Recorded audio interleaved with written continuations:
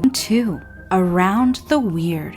Here's your host, the museum curator of the strange and unusual, Mr. Nothing. Thank you, mysterious voice, and welcome back to Around the Weird, a booktube channel where I talk about all the unusual and out of the ordinary literature that I have found in my travels. Today it is Short Story Tuesday, and so I wanted to talk about a short story that I read that is about the snatching of bodies in old Victorian London. I am referring to The Body Snatcher by Robert Louis Stevenson. For those who don't know, Robert Louis Stevenson, which I feel like a lot of people do know who he is, just because he's written a lot of well-known books, including Treasure Island, which I have read and I enjoyed, and as well as the Strange Case of Dr. Jekyll and Mr. Hyde, which I've also read and I enjoyed that too. He's written countless other books, and he's even written a little bit about what I want to say is anti-imperialism literature, because when he, in the 1890s, he moved to Samoa, and he began to see more about what, the British were doing and the Americans were doing, and so some of his literature turned to, not wanting to spoil paradise or even subjugate the people, which is what was happening in these island territories, island nations at the time. Something interesting about this short story that I'm going to talk about today is it was published near the end of Robert Louis Stevenson's life, in 1884, so about 6 years before I moved to Samoa, and 10 years before his death, which he died from what some have speculated to be a cerebral hemorrhage, which is unfortunate. Imagine what he could have written had he not died at such a comparatively young age. I would like to explore more about what Robert Louis Stevenson has written outside of Dr. Jekyll and Treasure Island. I keep thinking Treasure Planet, but so I would like to explore more of that, and hopefully I can find some of his other literature at my library or something like that in the future, because I would like to see if he does manage to capture those different sort of imagination building writings. With Dr. Jekyll, imagine taking a potion that makes you into a monster, and with Treasure Planet, imagine just an entire group of pirates searching for lost treasure. It's very interesting writing. So without further ado, I will do a summary, and I will spoil a large part of the story, so I am recommending it. So go read it if you haven't done it already, and then come back to this video. And then I will do an analysis, and we will move on from there.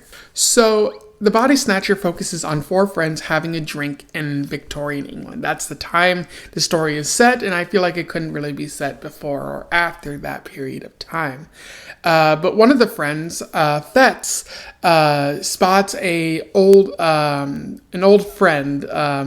student friend of his named Dr. McFarland, who is working with some other patient in the household. And they have a confrontation where Fetz says something and McFarland smacks him. What they were exactly saying, nobody really knows, but they all have their theories.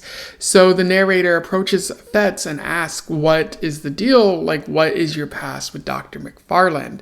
And Fetz reveals that they were both in med school so long ago, which is kind of unusual because Fetz seems wildly disorganized now, whereas before he was apparently training to be a doctor and pretty good at it. Because bodies are in short supply, especially during that time, a lot of the students had to go, or a lot of the class organizers had to go and find bodies, whether it was through arranging work with body snatchers or going into the graveyards and stealing the bodies themselves. That is what Fetz and McFarland do on the regular.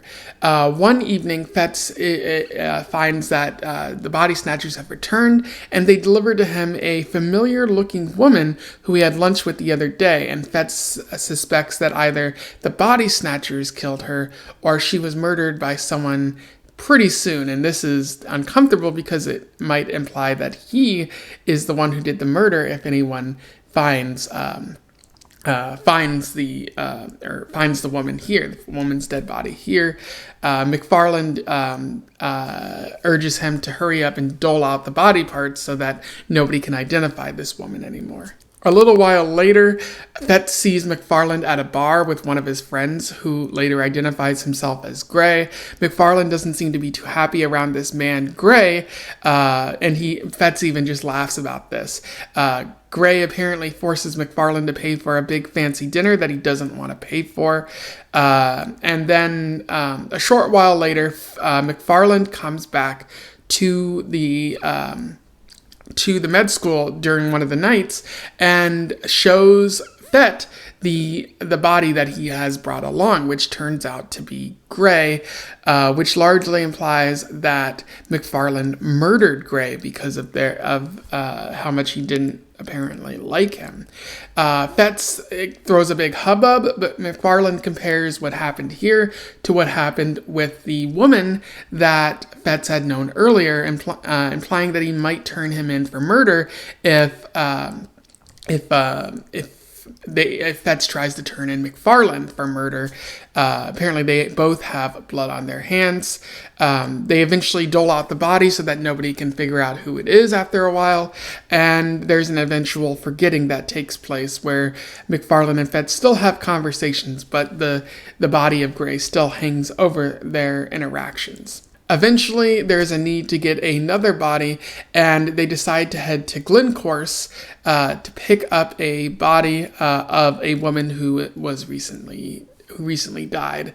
While they are doing this, they are very anxious and a number of very spooky things happen. But while they are driving home, they decide to take a look at the body. And when they take the sheet off the body, they sort of like cower or like react in disgust as the body is Gray.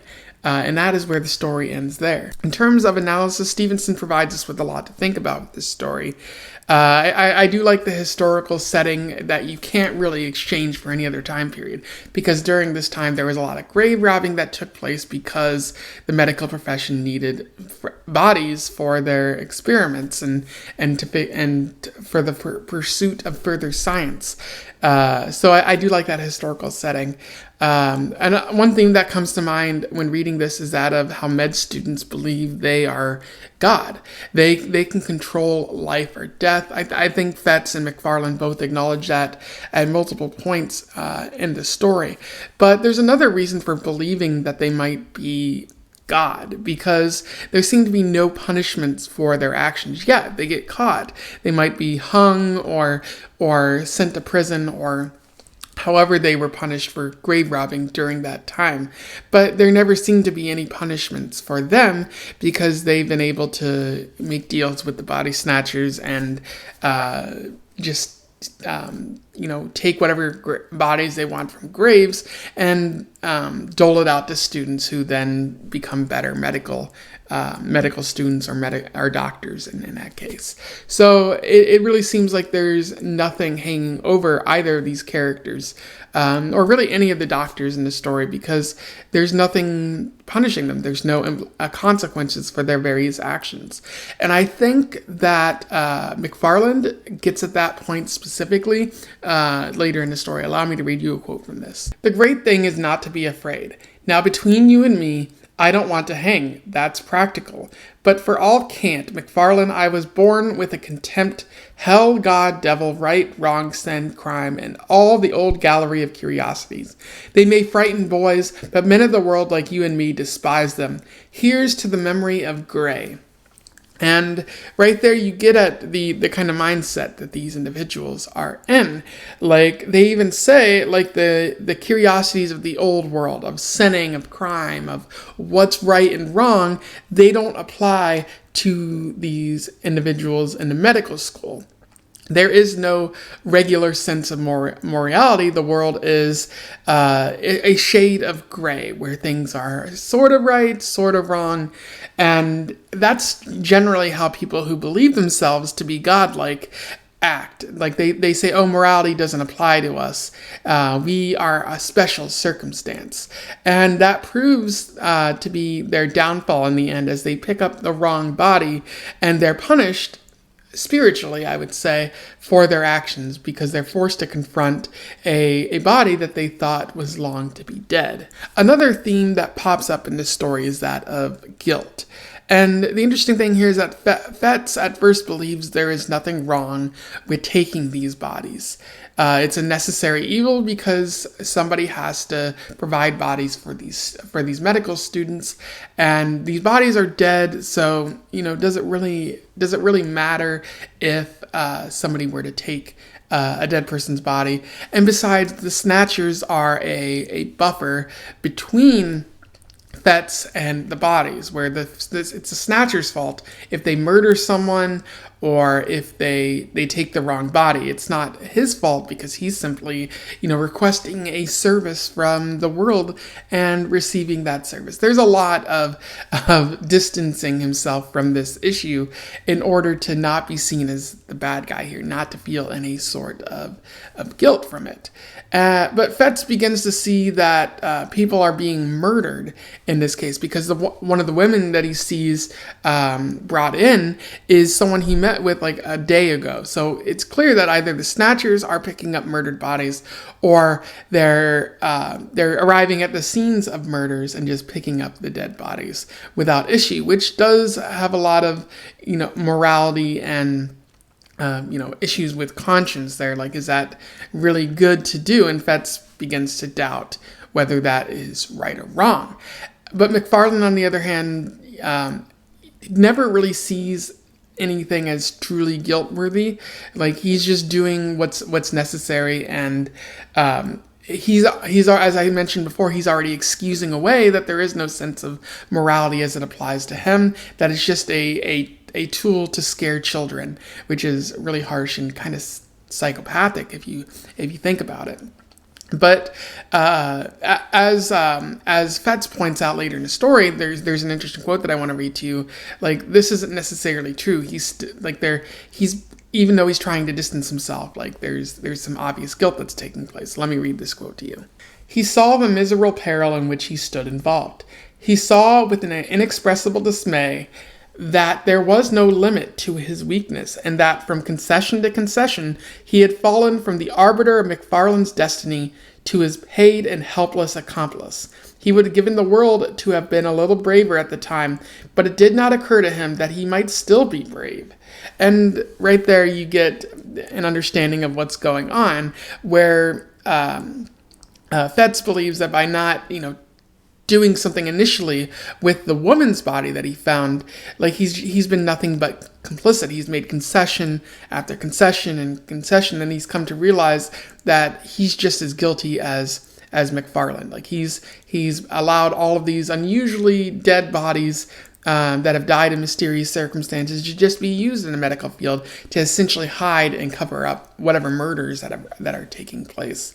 So I do like how Robert Louis Stevenson gets at that theme of guilt. Even if he doesn't, outright, make these people be held responsible for the murders that took place, like, they're still feeling the guilt and subject to whatever spiritual justice is going to be dealt out eventually. I also think Robert Louis Stevenson does a great job of keeping up this dark, gloomy, sort of gothic atmosphere that really helps sell the story and make it as creepy and as unsettling as possible, because there's no real horror that takes place apart from the end of the story. But what these characters are doing is very horrendous, and so I think that's a good way to keep the reader feeling a little aghast at whatever's going on. And I do think the cool twist at the end, where they discover that the body is not the woman that they had come to claim, but actually Gray, is wonderful, and I really think it helps make this go from a regular good spooky story to one that is exceptional. And I feel like that twist is earned because you could apply it to, spiritual justice or even their guilty conscience getting the better of them. Anyway, those are my thoughts on The Body Snatcher by Robert Louis Stevenson, a pretty quality short story that I'm going to recommend to you because it was fun to read and also pretty spooky. I know we're no longer in October, but it appears that I have found another scary story that you could possibly read in or out of October, depending on your preference. If you read this story before, or you have something to say about my review, please comment below. I would love to have a discussion with you about this. Otherwise, don't forget to like, share, and subscribe so that more people can find out about this particular story if they don't already know about the author. And until then, I wish you the best of luck in your weird and body-snatching travels. Farewell.